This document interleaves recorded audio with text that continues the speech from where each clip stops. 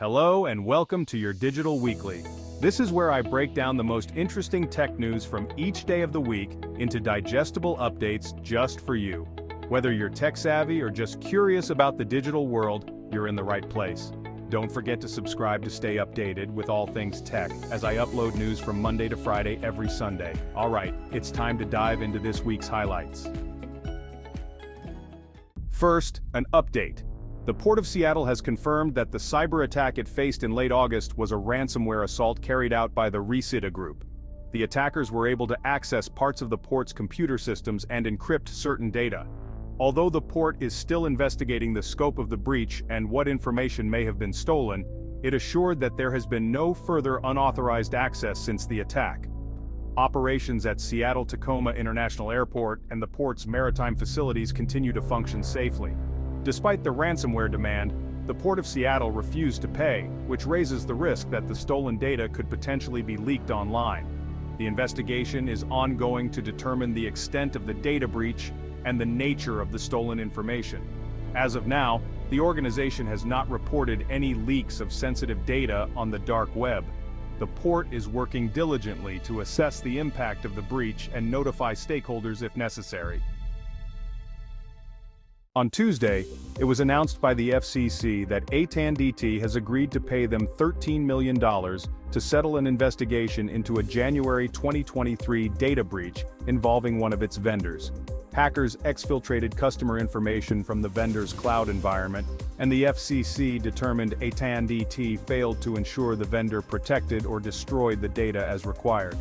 As part of the settlement, AT&T will implement enhanced data governance practices, including stricter vendor oversight, improved data security measures, and compliance audits to prevent future breaches.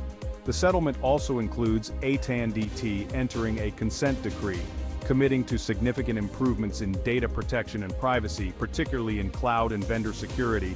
The FCC emphasized that telecommunications companies are responsible for safeguarding customer data, even when sharing it with third-party vendors.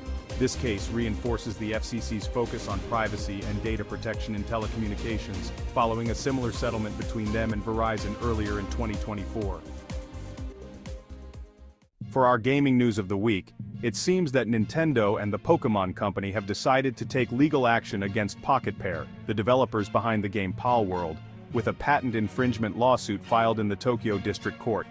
The suit seeks damages and an injunction against Pocket Pair, alleging that Palworld infringes on multiple patent rights by using gameplay elements similar to those in the Pokémon franchise.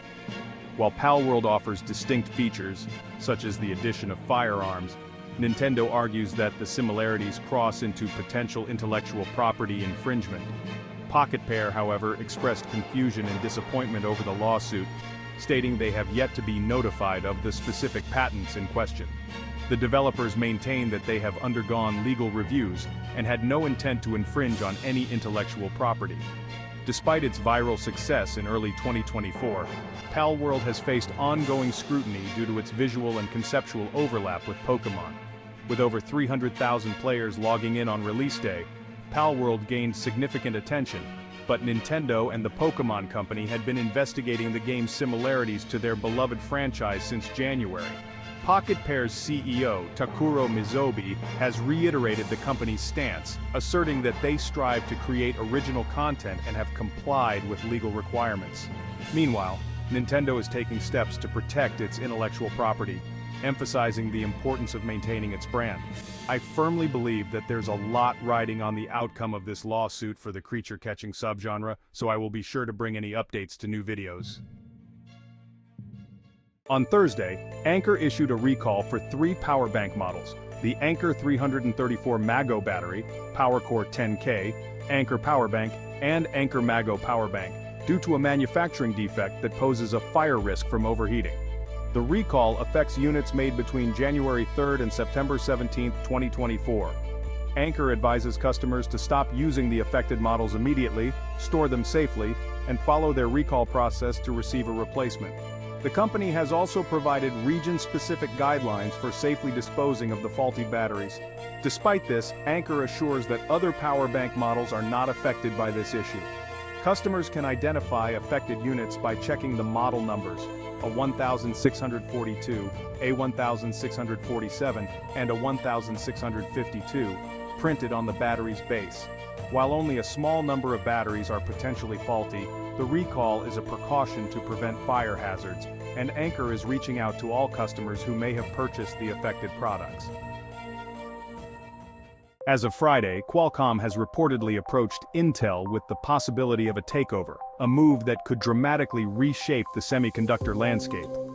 Intel, once the dominant player in the industry with its x86 processor technology, has faced significant challenges recently, including financial losses, layoffs, and struggles with manufacturing.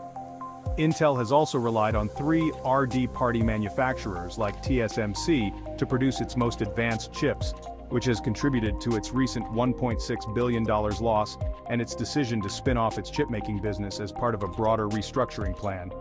If Qualcomm were to acquire Intel, it would be a substantial victory, allowing the company to strengthen its presence in the desktop processor market and expand its capabilities in competition with industry giants like AMD, Nvidia, and Apple. Qualcomm's recent entry into the desktop market aligns with Microsoft's AI PC strategy, and gaining Intel's assets could accelerate its growth in this area.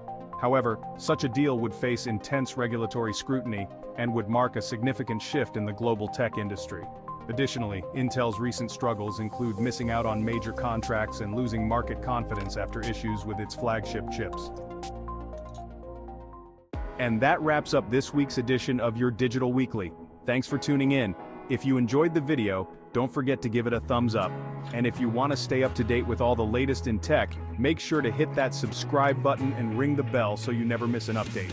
Got thoughts or questions about today's stories? Comment down below. I'd love to hear from you.